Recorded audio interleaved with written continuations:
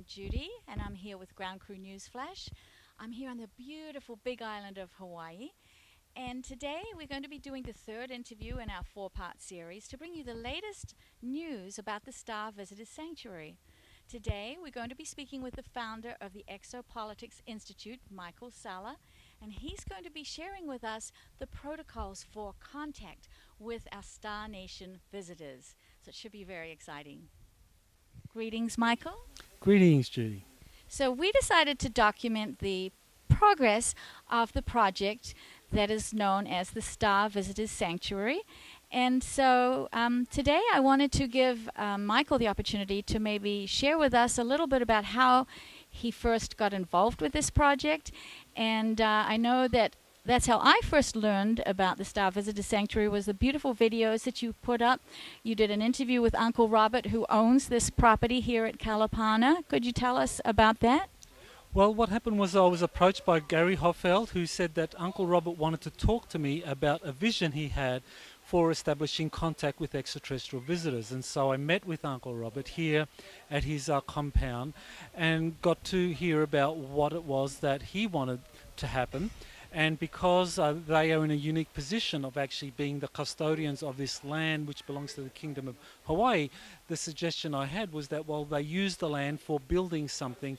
And because in Hawaiian culture and tradition, sanctuaries are such an important part of their traditions, given their past, the history of kapu and places of refuge where people could go for safety, I thought, well, why not a sanctuary? Why not a place where extraterrestrials could come? It would be a place of sanctuary where they could be greeted and it would be safe for them and safe for anyone that greeted them. And that this sanctuary, because it would be on Kingdom of Hawaii land, would be something that could actually, over time, become a very important and significant place for extraterrestrials to actually come, visit and land. And I did see the signs right at the top over here that say Kingdom of Hawaii. They have actually claimed this land, and there's been no dispute to that claim. Well, that's the important thing here, that this is undisputed land belonging to the Kingdom of Hawaii. The land is recent, as in since the 1980s there have been lava flows that created that land.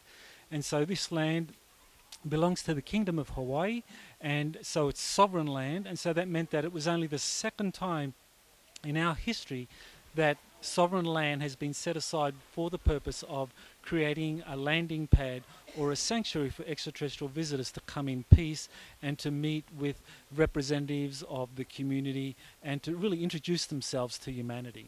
Now, Michael, when you say this is the second time, are you referencing Canada as being the first time? That's right, yeah. Canada in 1967, St. Paul, Canada, that was the first UFO landing pad. And interestingly, that landing pad was actually opened officially by the then Minister of Defence for Canada, the Honourable Paul Hellyer, who actually did visit Hawaii back in 2006 at the very first Extraterrestrial Civilizations and World Peace Conference in Kona, and he actually was a signatory for the Declaration for Peaceful Relations with Extraterrestrial Visitors. And so he actually is on board with extraterrestrials visiting and being greeted in a peaceful way. I love that. And what better way to greet the Star Nation visitors than the aloha spirit of Hawaii? I can't think of any better representation of humanity to the Star visitors. So I, for one, am very much looking forward to this. How do you personally feel about the possibility that maybe one day you would be greeting a Star visitor out on the landing pad? Well, I look forward to that. And what makes Hawaii so unique is because of their tradition of neutrality, international neutrality. They were the first nation to actually declare themselves to be a neutral state back in 1854 during the Crimean War. They were the first to launch that neutrality movement, and then other countries came on board that we know of as prominent neutrals, such as Switzerland.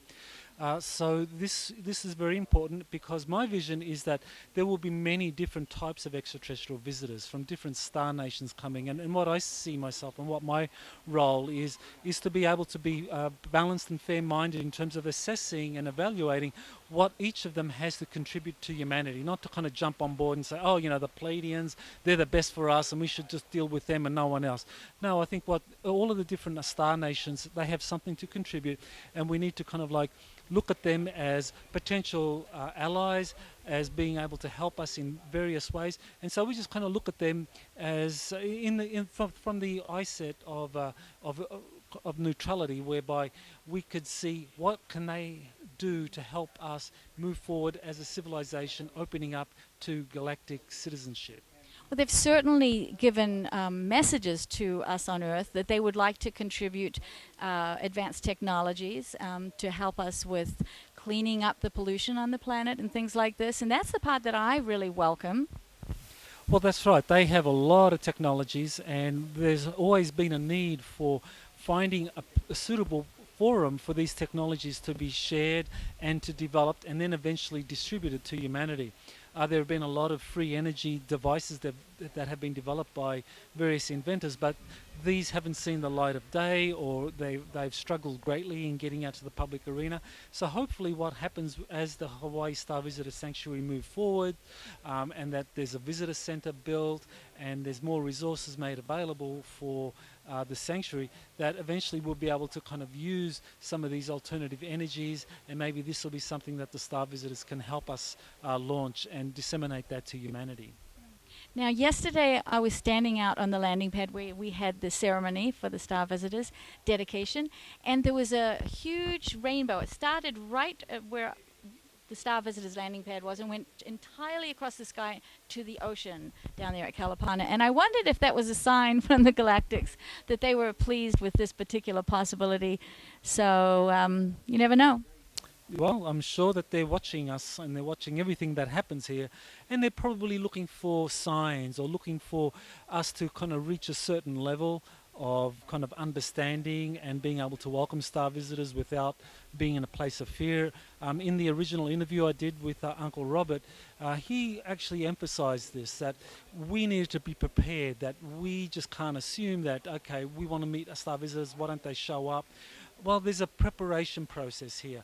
This is better understood in South America. South American contactees have had years of going through preparation and kind of getting people ready for this, training groups in various exercises. So basically the instinctive emotional fear that often arises when these visitors come, that goes. And so something like that would have to happen here. So people would have to be trained, be prepared for visiting, for meeting extraterrestrial visitors, and so that's something that I'm looking forward to being a part of. So, Michael, do you see that as part of the vision of creating the Hale out on the lava, that there would be workshops for preparing for contact with Star Visitors? Definitely, yes. The Hale, the traditional Hawaiian house, the biggest one in the world. The plans to build that out there as the visitor center for the Hawaii Star Visitor Sanctuary. That'll be a place where people can come and be part of these workshops, these trainings, these seminars, to really familiarize themselves with the kind of information base concerning extraterrestrial visitors, so that people can feel comfortable and then sort through the various emotional reactions that they have, and actually have night viewings where people can start having experiences, because I think there are going to be various levels, various layers of preparation and contact that happen here.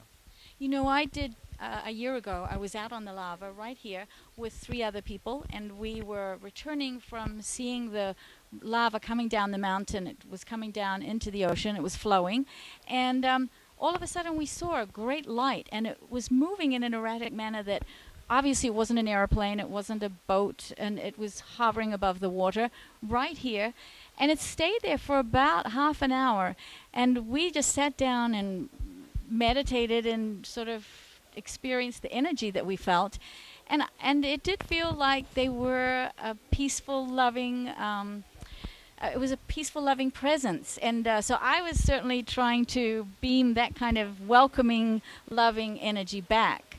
And it doesn't surprise me that this is where the Star Visitor Sanctuary has been designated to be.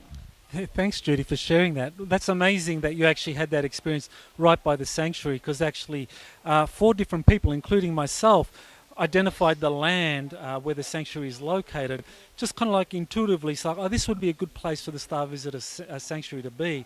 So, and as I understand it, that actually is a portal area out there. So, and because this is new land and the lava has created this just recently, there's a lot of energy portals here, and it's a very pure land. And so it's great that extraterrestrials have already started to kind of show themselves to people at the Star Visitor Sanctuary there. So thanks for sharing that. And it was beautiful at the ceremony. There was I'm thinking maybe 300 people there that day, and we had a beautiful sharing of chanting and ritual, walking around the circle and blowing the conch shell. And it was very powerful. I was there with my two sons, and we participated in gathering the rocks to build the altar. And what is the name for that? You gather the rocks right at the entrance. The Hawaiian name.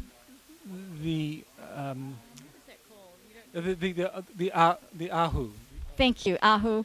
And my sons felt they were part of history in the making. We all did when we were doing this, because this has never really happened before, has it? Well, this is a very special occasion.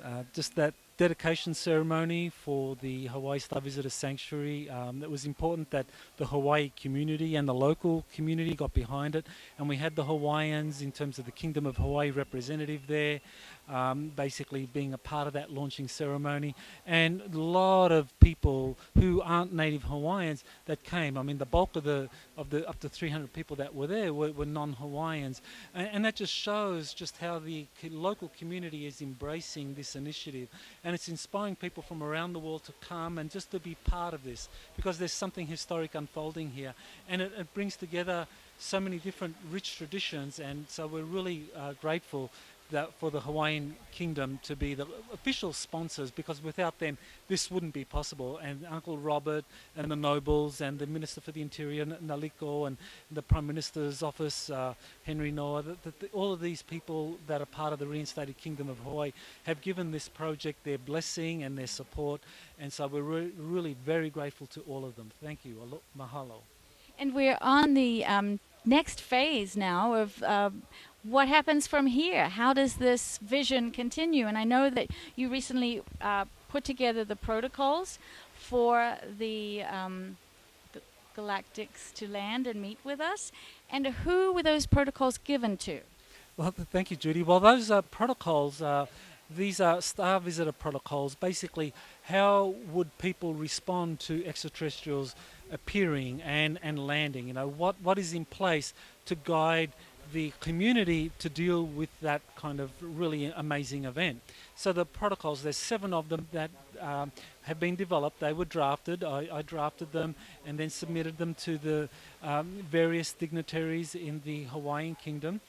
And basically a total of 7 had a look at those protocols, and they have been approved by the representatives, including the Minister of the Interior and including the Prime Minister's office for the Kingdom of Hawaii, that they improved these protocols, which is basically the first time in our recorded history that a sovereign entity has approved a set of guidelines or protocols for how to greet extraterrestrial visitors from another world. This is unique. No other nation on the planet has done this. And eventually every nation on the world will have something similar in place. So the Kingdom of Hawaii is the first to do this.